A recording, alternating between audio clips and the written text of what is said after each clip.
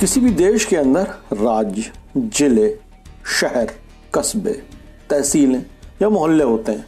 क्या आपने कभी सुना है कि किसी देश के अंदर कोई देश होता हो? शायद आपने नहीं सुना हो, पर यह सच है।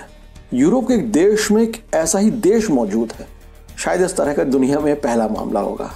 पूर्वी यूरोप का एक खूबसूरत सा देश है लिथुआनिया। इसकी राजधानी विल्नियस में 1 वर्ग किलोमीटर से कम के दायरे में एक दूसरा देश उजुपिस बसा है। उजुपिस ने खुद को बाकायदा रिपब्लिक घोषित करके रखा है। बड़ी बात तो यह है कि उजुपिस का अपना एक राष्ट्रपति, सरकार, संविधान और करेंसी है।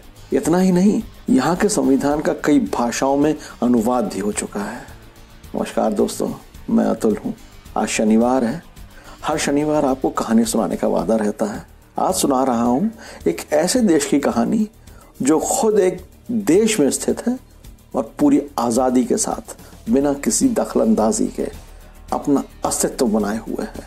यही कहानी है आज की। देश के अंदर एक देश रहता है। तो दोस्तों, मैं बात कर रहा हूँ लिथुआनिया में स्थित उजुपिस देश की। खास बात यह है कि उजुपिस की एक नौसेना भी है जिसमें महज 4 से 5 नावें हैं। 1 वर्ग किलोमीटर का तो हमारे यहाँ एक मोहल्ला सरीखा ही होता है, तो मोहल्ले जितने बड़े उजुपिस की एक आर्मी भी है जिसमें महज सिर्फ 10 सैनिक हैं। उजुपिस में आप सोवियत युग जैसा आर्किटेक्चर देख पाएंगे। दरअसल 1990 में सोवियत संघ के टूटने के बाद विल्नियस में उस दौर की कई सारी मूर्तियां लगी थी। ये सब आपको अब उजुपिस में दिख जाएंगी। अब आप सोच रहे होंगे कि एक देश के अंदर इतना छोटा सा देश बना कैसे? बिल्कुल सही। दरअसल 1995 में स्थानीय कलाकारों के ग्रुप ने एक पिलर से सोवियत मूर्ति हटाकर वहां अमेरिकी रॉक स्टार फ्रैंक ज़ापा की मूर्ति लगा दी थी। इसे आज़ादी का प्रतीक माना गया और लोगों ने लोकतंत्र की मांग कर डाली। 1 अप्रैल 1997 को उजुपिस ने बाकी लिथुआनिया से आज़ादी का ऐलान कर दिया।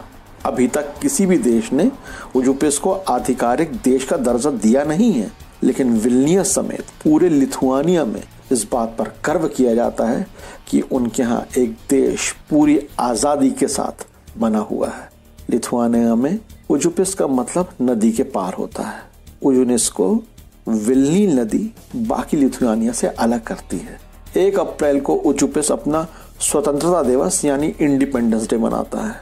अमूमन लोग नदी पर बने पुल को पार कर देश में दाखिल होते हैं, सेलिब्रेट करते हैं। स्वतंत्रता दिवस के दिन आने वाले लोगों को पुल पार होने के बाद पासपोर्ट पर एक सील लगवानी पड़ती है। बाकी के दिनों में सीमा पर कोई सुरक्षा गार्ड भी तैनात नहीं होता। उजुपिस के संस्थापकों में से यहाँ के विदेश मंत्री टॉमस सेटेपिस भी रहे हैं।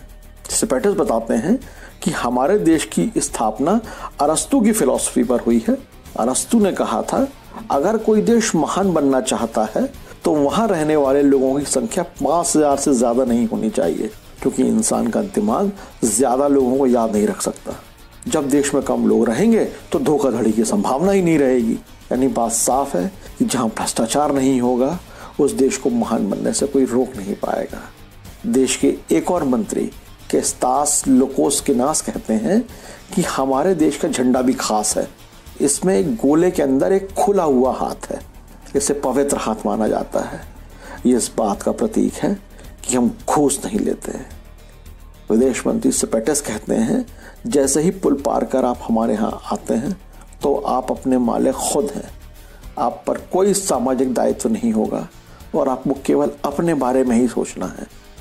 आप हमारे यहाँ दुनिया की भागम भाग में शामिल हुए बिना भी आराम से जी सकते हैं।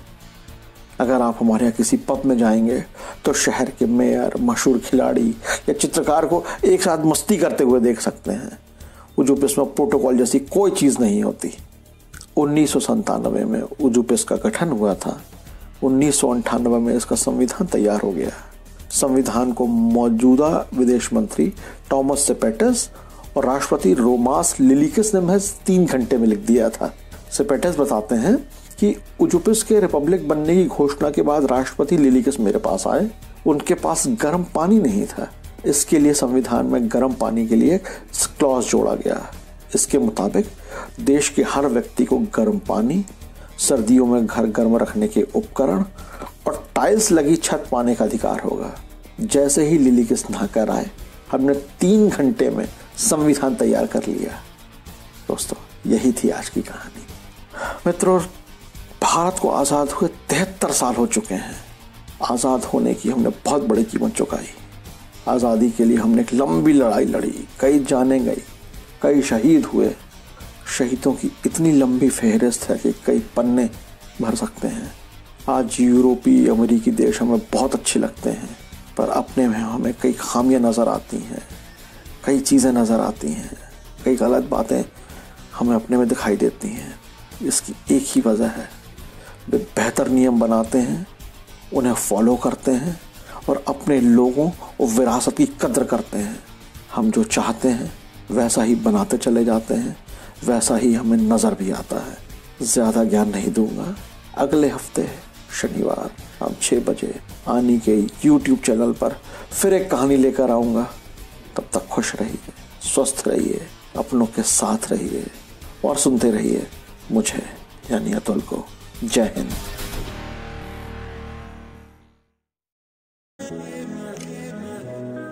आदि इंफोटेनमेंट, खुशियाँ यहाँ।